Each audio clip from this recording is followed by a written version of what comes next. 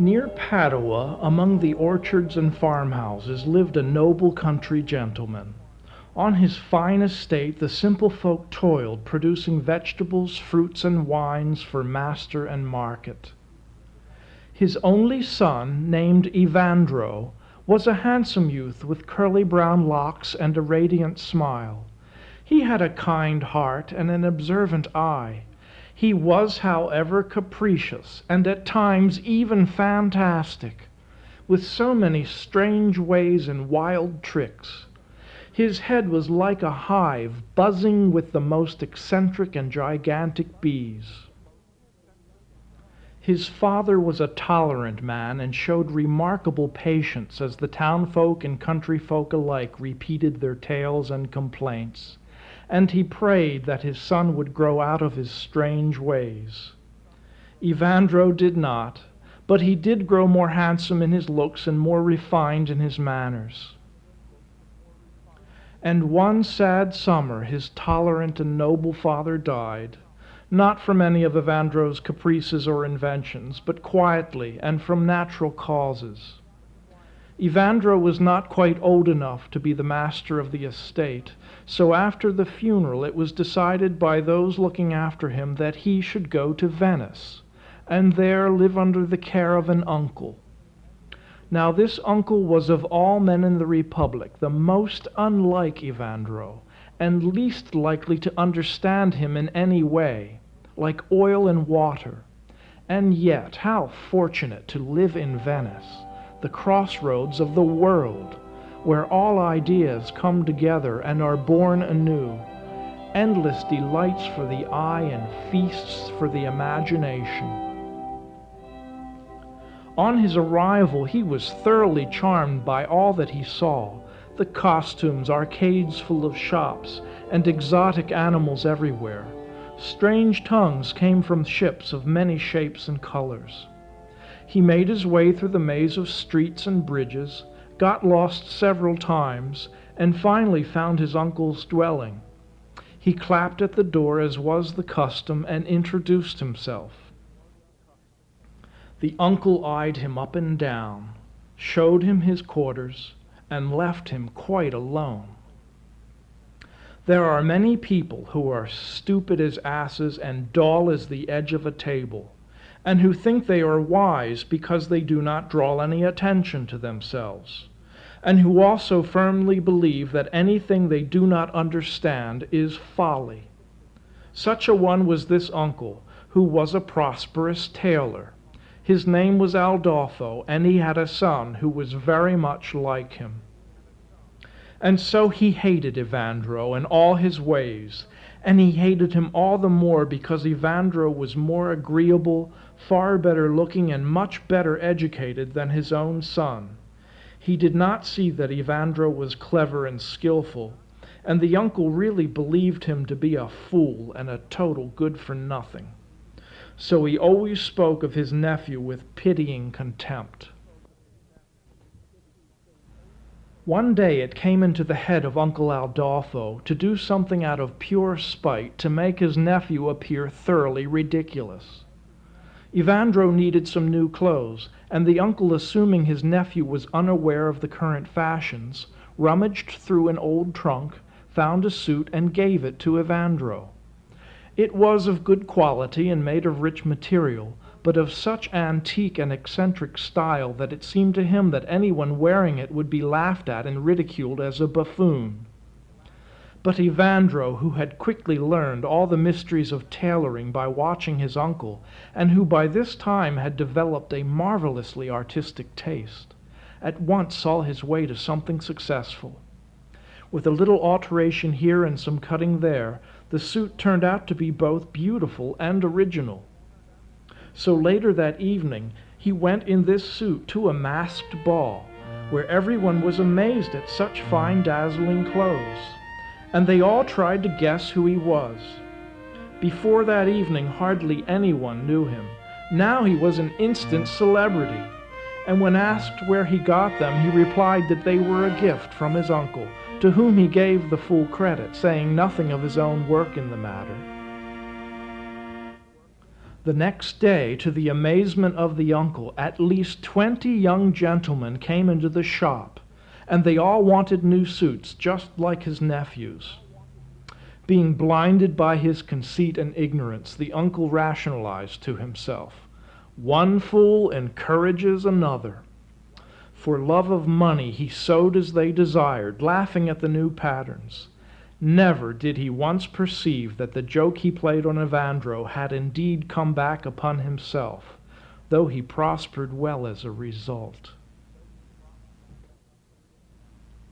It was the custom in Venice in those carefree days to have many festivals with masks and all manner of madness, and during the Carnivale to have many magnificent floating processions down the Grand Canal. One such procession honored the many trades that flourished in the city. Each guild presented an opulent barge covered with carvings, banners, or paintings depicting their particular occupation. Now it occurred to Aldolfo that on this occasion, if Evandro was given the opportunity, he would be sure to do something ridiculous or distasteful, and for this the uncle longed, so deep was his hatred. He introduced Evandro to the master of the ceremonies and waited to see what would come of it. But this gentleman, who was the orchestrator of all these grand processions, received Evandro with enthusiasm, and knowing of his reputation as a clever young man, asked him if he could suggest anything new for this year's festivities. "A contest!" Evandro exclaimed. "Yes, a contest for all the trades that prosper here. It seems to me that it would be a most novel idea to put the people of every trade in a gondola behind their barge, each by themselves, and let them work as they glide along. Then the one who does the best shall have a reward. The shoemaker who makes the best pair of shoes, or the tailor who makes the finest coat, should receive a medal or a garland." "An excellent idea," replied the master of the ceremonies. "It shall be done." Truly the uncle was mad as a rattled hornet when he heard of this contest.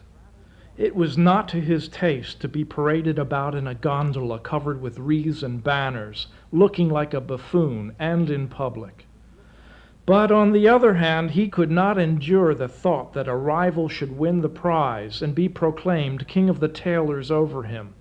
So he kept his anger inside and resigned himself to the idea of being exhibited, like a caged monkey, trying to make a fine coat in the middle of the Grand Canal. Later that night in his bedchamber, he was about to blow out the candle when there was a quiet knock on his door. Evandro whispered, "Uncle, I have another novel idea. I will tell you how to win the prize by a merry trick, and with no chance of losing it to a rival. In secret and with great care make a fine coat here at your shop, for of course no one could produce good work in a rocking gondola.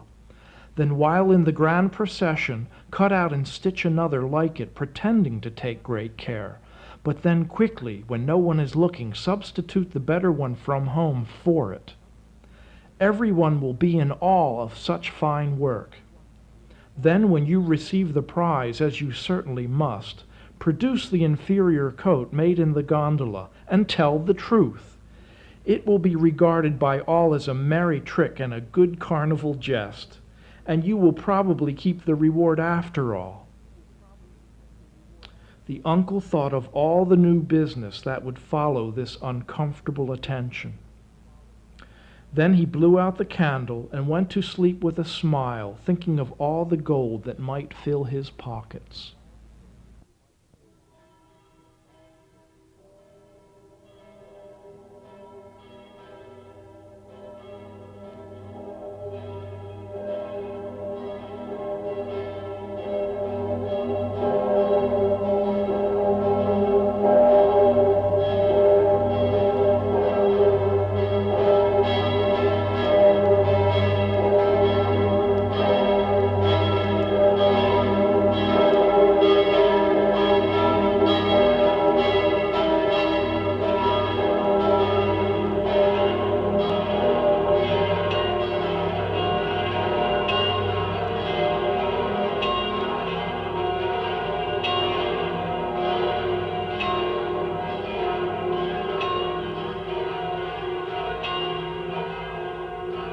So it all came to pass. The people crowded onto the balconies, packed the bridges, and lined the great canal. Slowly the grand scene moved through the city. The cobblers presented a barge in the shape of a giant shoe covered with crimson velvet. The baker's barge was like a many-tiered cake, and from it they threw delicious samples to the crowd. The goldsmith's barge was blinding in the sunlight, for they had gold-leafed every part to a mirror polish. There were the masons, the bookbinders, the lace-makers, the glass-blowers, weavers, tailors, and 100 other trades presented in the procession. And behind each magnificent barge trailed countless gondolas, with little looms clattering, much hammering, the sizzling of hot glass, and all manner of activities. One after another they glided down to the edge of the piazzetta, where awards and fanfares awaited them. The uncle presented his fine coat, won the prize, and then revealed the joke. All the tradesmen spoke of Aldolfo as a man of admirable skill and wit. He heard so much praise that he really began to believe it and think that the idea of the jest was all his own. Now one would think that after all this, Aldolfo would give up trying to play these nasty tricks on Evandro. But no, so deep was his contempt that he devised with his son something which he thought to be a masterpiece of trickery. There was among the great palaces one which stood out from all the rest. Festive garlands always stretched from balcony to balcony, and shimmering velvet banners draped merrily beneath each window. When the light of the other palaces had died away, this place was still ablaze, and even at the latest hour one could see the brilliant glass chandeliers, painted ceilings, and perhaps catch a glimpse of the artists, courtesans, and poets of the times. And here lived in such splendid style the young nobleman Antonio Morosini, holding court with the most rarefied of company.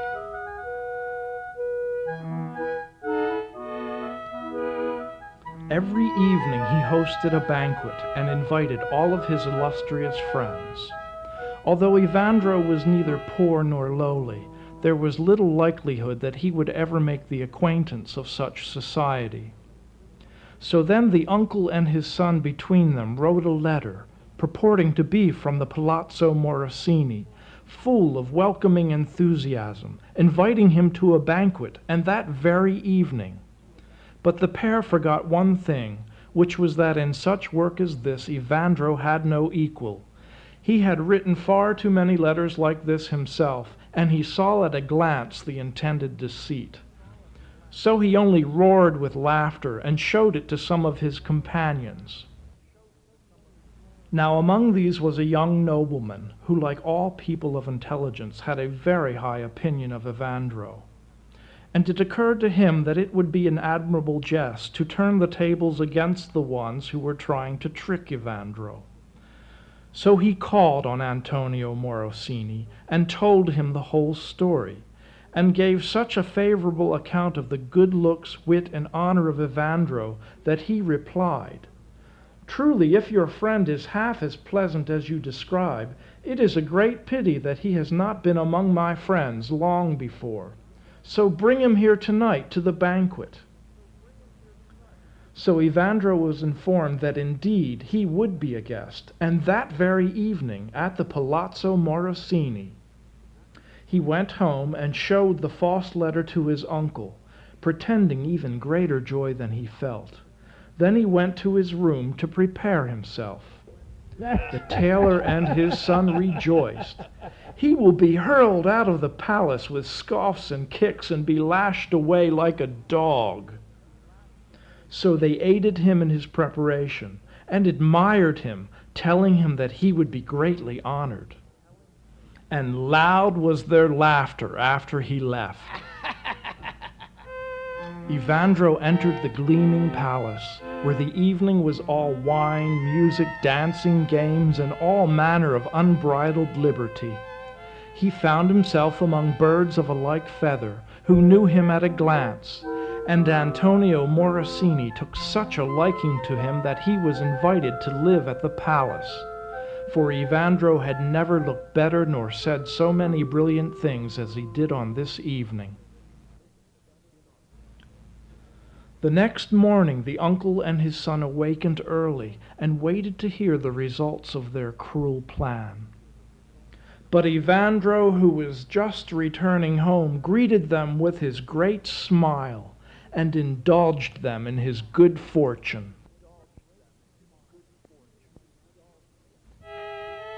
Evandro lived at the Palazzo Morosini as Antonio's companion. He worked with the master of ceremonies, designing costumes, barges, and many other theatrical devices for the perpetual pageants. Since he was now of age, he inherited his father's estate in the countryside, and so passed into a high position. "The devil is in the fellow," said the uncle. "Nothing ever goes against him. We try to have him thrown in the Grand Canal, and he comes up clutching pearls." And to the end of Uncle Aldolfo's days, Evandro was always as kind to him as if he had been his best friend.